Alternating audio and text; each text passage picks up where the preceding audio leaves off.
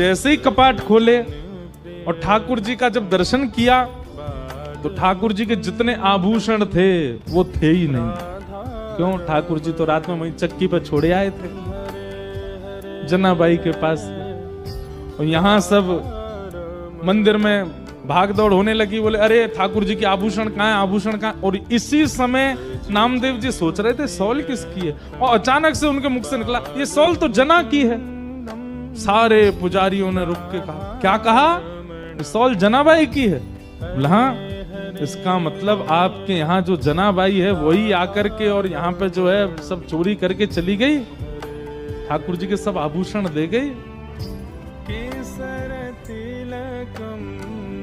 किसी ने भी सद्विचार नहीं किया, सबने दुर्विचार किया कि जनाबाई सब ठाकुर जी के आभूषण चुरा के चले गई। यहाँ जनाबाई रात भर का जो उसका अनुभव था उसको आनंद ले रही थी, स्नान ध्यान करके आज बड़ी प्रसन्न है, तिलक लगाती है। ठाकुर जी ने रात में जो सुख दिया उसको भूल नहीं पा रही है।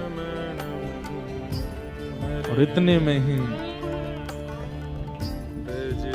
सब पुजारी आ गए और पुजारियों ने आकर के कहा, ए जना तू ठाकुर जी के आभूषण चुरा के लाई?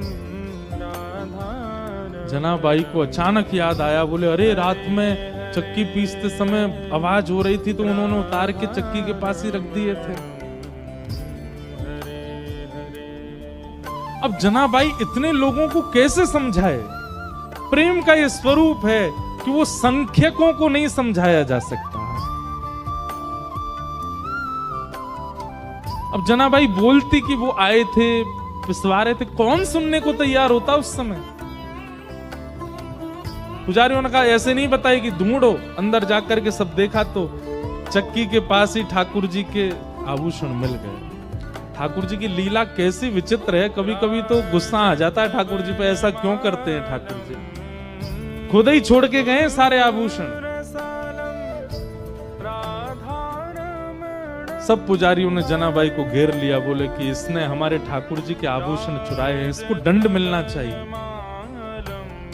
जनाबाई नीची नजर करके नेत्रों से अश्रु गिर रहे हैं पर मन से बड़ी प्रसन्न है। वाह पांडुरंगा, बड़े नटखट हो, रात में लीला करते हो, सुख देते हो, प्रेम करते हो, और फिर सुबह ऐसे सबके बीच में आरोप लगवा रहे हो। लेकिन भक्त का स्वभाव होता है तेरे फूलों से भी प्यार, तेरे कांटों से भी प्यार, तू जो भी देना चाहे दे दे मेरे करना, सब स्वीकार।